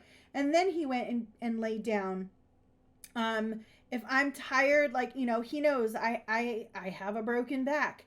I can't do everything. And if it's been a particularly hard day at work, I will come home and he'll have dinner ready and he'll plop it in front of me. And I'll be like, oh, but I got to do this, this, this, and this. He'll just do it. He will just do it. And he 100% understands that doing these things make my life so much easier and take so much stress off of my plate. And that makes him happy. And I do the same, you know, for him. He likes to spend quality time and he likes physical touch and stuff like that. Damn it, Timeless. Snow Bunny, exclamation point love in the chat. Oh, there you go. So yeah, for me, acts of service is really, really big. I am a very, very busy person. I work a full-time job as a surgical technician. I come home and I have all my Tumblrs to do and streaming and charity stuff. And I have a house full of animals to take care of. I'm a very, very busy person, and I'm very fortunate that I have a partner that is a partner. For once, is a partner. I'm not kicking you out. What kind of tumblers am I making now? I'm making a Tumblr. A troll Tumblr. And it's going to be glorious. When you say a troll Tumblr, what does that mean? You'll see. You'll see. Brian will post pictures. Yeah. Yeah. Amazing. Oh, that's why he asked, because fucking it's for him. Yeah. Oh, okay. Otherwise, he wouldn't give a fuck. Oh my god. For the love. Oh my goodness. Chat, I know some of you guys have been taking the test. What you love to get. See, I'm the same way. Like, I don't necessarily need, it's nice to know that someone was thinking about me, which Genji again does. You know, if he stopped by the grocery store or the gas station or something, he'll come in and toss me a bag of chips, and I didn't ask for it. A fucking funny Tumblr. He knows. But I do enjoy giving gifts. I do. So we've talked a lot about toxic relationships and negative relationships. Can we spend a little bit of time before we end talking about like what a positive relationship looks like? Yeah, let's I do don't it. know. Yes. I'm your positive relationship, Penny. It's okay. Really? Because half time I want to fucking strangle you. I like to be choked. So, I mean, thank you for filling my I love do tank. too. That doesn't mean anything. Quality of touch. I don't do it. So one important aspect of positive relationships is communication. Oh my god. It's like Say it the- again for the people in the back. For people in the back. Communication! Communication! Communicate Talk. positively with it, not just your significant others, but it applies to your friends as well. And you're And your Also, coworkers. communicating is communicating and not talking at each other. Yeah, like actually sitting down and listening to what they're saying. A lot of choking Yes. going on. So Um, one of the biggest problems I have with people at work sometimes is they listen to respond. They don't listen to listen. So when you Yep. start talking to them, you get about 3 or 4 words into a sentence and they're already thinking about how they're going to respond to you instead of actually listening to what you're saying. So what we've had to do a lot of the times is we've had to be like, okay, I need you to go do X, Y, and Z. And then that person says, okay, what I understood you to say is you need me to go do X, Y, and Z. And it's either, yes, that's exactly what I want, or no, that's not what I meant. Because people, they just, it's, I mean, I catch myself doing it sometimes too, and I have to like rein myself back in. It's very common. Yeah, and so Brian and I, when we started, like, it was a little bit rocky, but we worked through it because we communicated with each other. And talking about the love bucket thing, love tank. Recently, Brian asked, this ties into the love languages thing. He asked if I would initiate hugs more, because his thing is hugs, and that would fill his love tank. It feels weird to say, love tank. It fills his love tank. Yeah, I'm combining like filling your bucket with the love tank. It's and I was like, yeah, like how he's communicating with me how I can help him feel more loved. If you Yeah, have I can do that. needs that need met in a relationship and you're not communicating with your partner that you have needs that need to be met, they cannot meet your needs because you're not telling your partner or communicating with them that you have needs. Don't get mad at your partner for not meeting your needs if you haven't told them that those needs need to be met. Right. No one is a mind reader here. No one. I mean, unless you actually are, but seriously, like, you got to communicate. That was one of the things when Genji and I were first dating, as I told him, I said, look, I have a degree in communications. It is high on the priority. I will communicate with you. I will tell you everything. You will not be left in the dark. I expect a partner to do the same for me. And we're still working on that. I think Data had that same speech with me when we started dating. Yeah, it's hugely We didn't important. actually start dating. It just happened though. Yeah. It just Call it happened. love tank. I'm not in a mature brain space for someone to use the term love bucket. Acceptance is key. I've had to accept that there are certain things my husband will not do exactly the way I want them done. I could either fight with him every time or just accept this is how we are, not waste time on it. Absolutely, absolutely. Pick and choose your battles.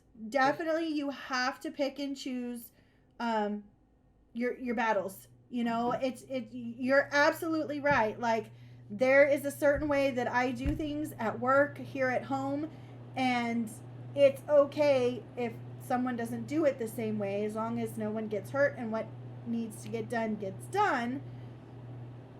It's fine, and you do have to pick and choose your battles. It's not worth it. It's not worth it. I pick and choose. Yes, Brian. I always win. Yes, Brian. Stop it, Can we Penny. call it lighting my fire? We'll call it whatever you want. Hey, I'm better at it. No, You are, Brian, babe. You are. Hey, Brian can never say that his bucket tank bank is never full. Fucking hold it. Haley and I don't leave the conversation Oh earlier my until we actually God. resolve it and are no longer mad. So yes, there are times. Actually, my mom and I were just talking about this the other day because Genji and I experienced something like this not that long ago, where emotions were extremely high. I was very upset. It was right around the time that my grandmother died, and just things happened and snowballed, and I was so angry that what I should have done was walk away and cooled off and both of us, you know, gather our thoughts.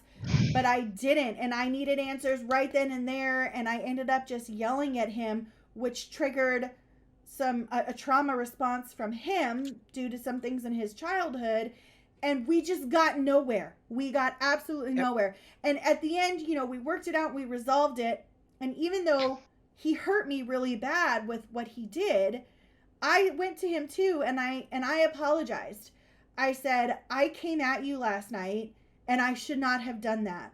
You have told me about things that have happened to you in your past, and the way that I handled it last night was absolutely wrong. And if I expect us to get anywhere with the conflict and resolve it, I cannot do that. And for that, I am very, very sorry, and I promise to do better. So sometimes if the emotion and the anger is too high and you get and that threshold is crossed, you do have to kind of walk away for a second. Now, that doesn't mean you walk away and it just dissipates and it's not an issue anymore. That's not how it works. but you can walk away and chill out and think about what you're saying. You know, in the long run, it may not be as big of a deal. You still got to talk about it, but it may not be as dramatic as it felt. But yes, absolutely. Yeah, Go ahead. I would say it's important, like, if you're worried that you're gonna say something stupid that you're gonna regret later because you're trying to have a conversation while you're angry, it's okay to be like, hey, I'm super upset and I can't talk about this right now. Let's revisit it when I'm calmed down, or when we're both calmed down more, or whatever. Also, real talk, simps for your significant other. Yes, we all know Dan is one of the biggest simps for Nat. Simp for Pokemon. Oh my god. Yeah, my mom, when we were talking about it, even suggested like some sort of code word or something, like, you know, that just tells the other person that the threshold is too high. Only a simp for Zelda. Well, and even not even like a romantic relationship, living with my little brother and I, we are two totally different people. He is a hothead. I am not.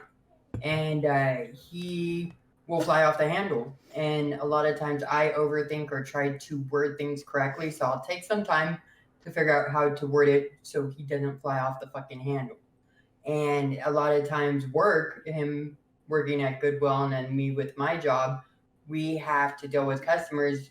I don't know his day has gone like hell, you know, and that he's already worked up.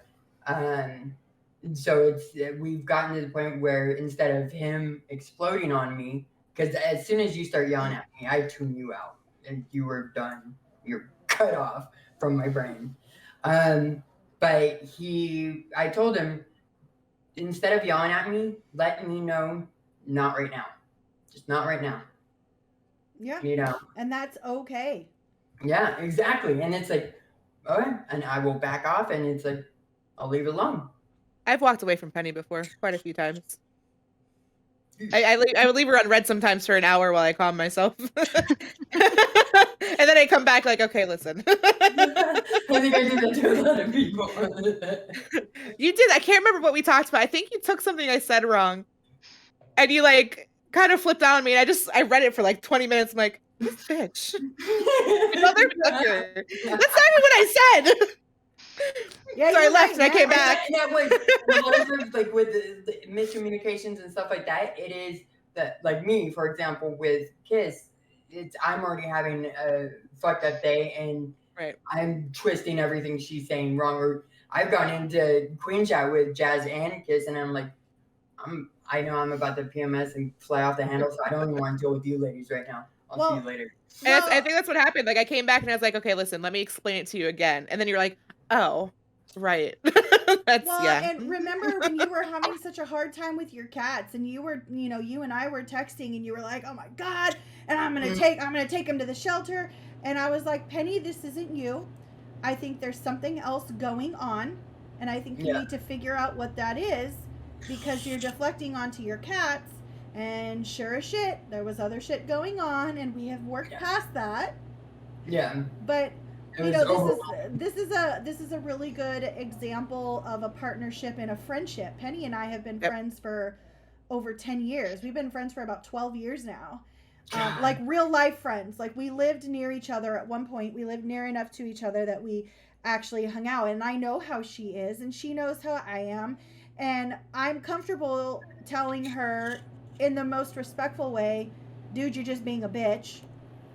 And you're not yourself. Go eat a Snickers. Exactly. Yeah, you're not yourself. Her like, right now. Like I know her enough to know that I can read between the lines, and I can effectively communicate with her. And she knows and respects me enough to know that if I say something like that, even if she may not feel it right away, to stop and think about it, you know. So I mean that's good. Back to the communication, effective communication. Yeah. I think it's one of the reasons I value our friendship as me, Jazz, and Penny so much. Not that I don't love you, Thomas. Just specifically. Sure, whatever. I just specifically know them longer. No, But that's because fair. I am newer in your guys' friendship, but I still value that I can come to you guys and you guys are upfront with me and tell me like, you're being an idiot. Get your shit together. Yeah. Or they That's, know like, enough a to know what really- is going on. So, like, I feel that's a really good quality to have in any kind of relationship. Yes. Is someone who will call you on your shit. Yes. So you can, like, take a step back and look at yourself and be like, oh, I am being a dumb bitch. Yes. Or, you know, whatever. Like and, like, fix it. I have some great friends who are just wonderful friends, and I know that they don't want to see me hurt and they want to comfort me. And then I have my friends, like, for example, Amy, my best friend, and I mean, she was my first real friend when I moved here to Texas, and she loves me and she accepts me. She's not going to just tell me what I want to hear. If I am being a certain, like, okay, for example, Genji's ex messaged me one day with this whole martyr bullshit that just drives me fucking insane. And I was so wound up. I FaceTime Amy. We were up in Dallas at the time. I FaceTime Amy and I kept going, this little girl, if she doesn't knock it off, and I'm sick of this little girl. And when I was done with my rant, she looked at me and she said, well, first of all, you need to stop calling her a little girl. And you need to say her name, Katie, and recognize her as a person. So she'll call me on my, she's not just going to be like, yeah, she's a bitch. Yeah. No, she called me on my shit and made me, had me change my perspective. She agreed with me on the things that I was upset with about, but helped me to change my perspective. And, you don't, not to say that yes ma'am friends are not real friends, but the people that you want are the people who truly care enough about you to call you on your shit. You're that person in your friend group? Nice. Wait, what did Brian say? Okay, Jazz, we get it. We all like Penny. You don't got to keep selling her. I don't got to sell her. Penny's amazing. And if you can't see that, then you don't deserve her. Aww. That's what we tell any man who tries to talk to Penny. I know. I'm at a point where I want to start screening them. Right. Oh God. I like that when she talks to somebody and they're starting to talk in a kind of relationshipy kind of way, she goes, hold on, there's wifey and Jazz. Yeah. I automatically introduce you guys into the equation very quickly. Yes, It's like a Mr. warning, Proctor. just so you Yeah. know. Husbands and Yes. boyfriends get to call us on our shit too. Yes. Brian called me on my shit. I call him I on was his gonna say, Data calls me on my shit constantly. Genji calls me on my shit. I call him on his shit. You have to do it respectfully. Yes. That is huge. You have to do it respectfully. It has to come from a place of love. And the other person, depending on what the situation is and how they're feeling, may not necessarily get it at the time. That's one of those times where feelings are too much and you got to back it off. But it has to come from a place of love. And you have to remember that that is the person you love. And you guys are a team. There is no one versus the other. No one's a winner. No one's a loser. Both win or Unless you're playing both lose. Williams. Oh, goodness. So it absolutely has to come from a place of love. And you have to do it with the goal of both of you progressing. Both of you overcoming an obstacle. Their shortcomings are your shortcomings. Their successes are your successes. Not his, hers. Yeah, we are. We're all in this together. All in this together. Calm down, Zac Efron. Calm down. Right. Everybody, I'm ordering Panda Express. What does everybody want? What you want? Oh, give me some of that orange chicken. Yeah, some chicken for Haley came. I want chicken fried rice. Thanks. And some chicken fried rice. Chickadee China, the Chinese chicken. Egg rolls. Chicken Egg rolls. starts Get clicking. egg All rolls. the egg rolls. Oh, those are good. Out, you guys. That's the rolls. All right, y'all. I haven't had Well, Panda Express we in a have been long time. going for, I don't know how long y'all's podcasts usually run for, but we're at About now. Like around 11 is when we end. okay. Does anybody So- have any questions? Yes, this is a great time for questions or your Yeah. own stuff you want to share. Honey walnut shrimp? Ooh, that sounds Oh, good. yeah. Girl, you know. At the end of the day, you have to always remember Yeah, You're on the Saint, same Pan team. Express is a Chinese restaurant kind of deal. Fried rice, chicken curry me. Oh, it's ain't hungry. Curry. Yes, I will be sent. Anyone trip? Yes, absolutely, Dan. You are on the same team. As soon as you lose that mindset and it's me versus them, you got to bring that back. You are on the same team. So incredibly important. I don't know about you ladies, but I feel really good about this podcast. Me too. Yes. And if anyone wants to like rewatch it and to comprehend things more, or you missed the beginning or something, it will be on YouTube, Spotify, and other podcast platforms in the next couple of days. Follow. Kafefi. Yes. I'm pointing out, but Follow us here. Subscribe to us on YouTube, Girl Spot Gaming. Yes.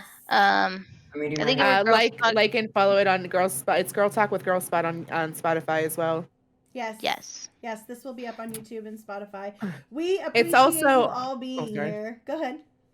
It's also on Apple. Anywhere that you can listen to it, it's on. So Apple, any of those places.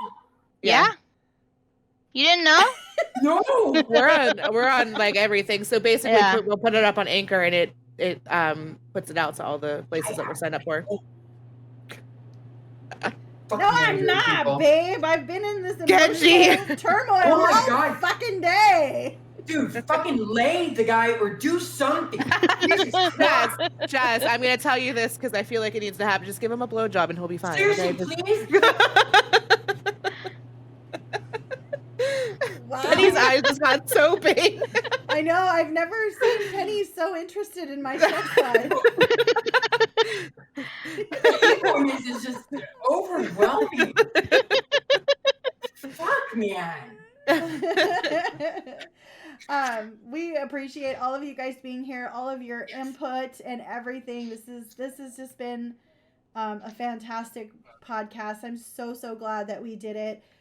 Remember, you are not alone. If this is you, if you're in this situation, if you just got out of this situation, you are absolutely 100% not alone, despite what your narc will tell you or make you feel. You are not alone. You have people in your corner. If you're not part of the Discord yet, please join the Discord. You will be heard. You will be listened to. You are cared about. Oh, fucking rip. There it is. Yep, there it is. Which command is it? Genji, if she says your cooking's making her fat, that's a compliment, right? Yeah. Right? Right? I was like, yeah, sure. I can remember like being in a stream team meeting or something, and I'll have to say, "Oh, thanks, honey," and it's, "Oh, well, what are we having tonight for dinner?" Also remember, guys, we do this once a month. I don't know if we have anything lined up for next month yet, but we will be doing something every month.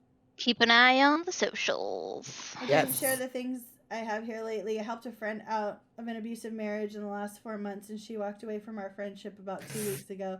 Yeah, oh, that's rough. That's hard. If you're the person helping them, it's a fine line that you walk. You know, if these bad things are happening to them, and you're sitting there going, "He's an asshole. He's an asshole. You need to walk away. He's an asshole," and then they go back. You're the one that called him an asshole, and then that drives a nail between the two of you. And I had that happen quite a bit. That goes back to them severing the connections and severing your friendships and stuff like that, and keeping control of you. So yeah, it's really hard. It's a catch-22. I've kind of been going through this with my best friend Amy, because I really, really did and still do care for her husband. He came into her life and in my life at a very time. It was when I went no contact with my narc, and he was there for me too. So it's been really hard, because I don't want to sit there and say he's an asshole, even though the things that he's doing they're not right. So you have to support them without. You have anything that you say to them, you have to remember, if they go back to them, is this going to be okay? Right. She said her hubby got drunk and threw a knife at her because it was her fault, that she should have laughed at his joke but didn't. Yeah, and here's the other thing about people in these relationships, and it happened with me, and I'm watching it with my cousin. They're not going to get out, and they're not going to leave until they're ready. And it takes, I want to say the average of 9 times, I believe is what I read. It takes an average of 9 times for a person to try and leave a narcissist before they actually do. Oh, there's a little moth. Hi, little mothy, go away. I'm pretty sure, I'll have to look up that number, but it's something like that. It takes 9 times for them to walk away. So you just have to be ready for that, and you have to remember that they're being manipulated, and one day when they do walk away, welcome them with open arms. Let them know it's okay, because chances are they don't have many people in their corner anymore because that narc severed all those ties. Oh, narcissist. Okay, got it. Yeah. I don't know what a narc was. Oh, Penny. I thought it. Pretty. She's pretty. She just figured out what a narc was. That's our Penny. This has all been quite enlightening. I've not had relationships like this or at all, to be frank, but it's good to learn. It is good to learn. It is, Saint, because if you learn these things and you learn to recognize the sign, and the first red flag that pops up, you're like, oh, fuck no, I'm the other way. I was welcoming her with open arms, but then she decided to move across the country and didn't tell me till the last minute. Well, keep in mind, too, that severing ties with a narc like that, she's going through a lot of emotional turmoil right now. She's probably on overload, and she can't really handle a whole lot. Know that it's not you. It's not you. Just give her space. Describe your sex life using only Star Wars quotes. I loved you. You were my brother. Oh my goodness. Oh, for the love of God. Wah, I think that's a good place. Yeah. So, thank you guys once again for coming. We appreciate having all of you. Please message us if you need anything. Join the Discord. We're always available. There's a moth flying. Just watch this moth fly around Jazmmine. Yeah, that's it. Ladies, do you have anything else? No, just thank you to Jazz and Penny for joining us tonight. We love you guys. We appreciate you being here and sharing your experiences. You're my brother. Oh my God. Mine would be welcome, Chewbacca Tom. noises. I think the I Chewbacca need noises. ice That's cream my too. mating call. That's my mating call. Ask Data. You know what? Oh my Lord. Oh Never my going into Star Wars. God. All right, y'all. All right, guys. Thank you for chilling, all that fun shit. All that fun shit. All right. We'll catch you guys later. Bye. Okay, bye. Words of endearment. I did words of endearment.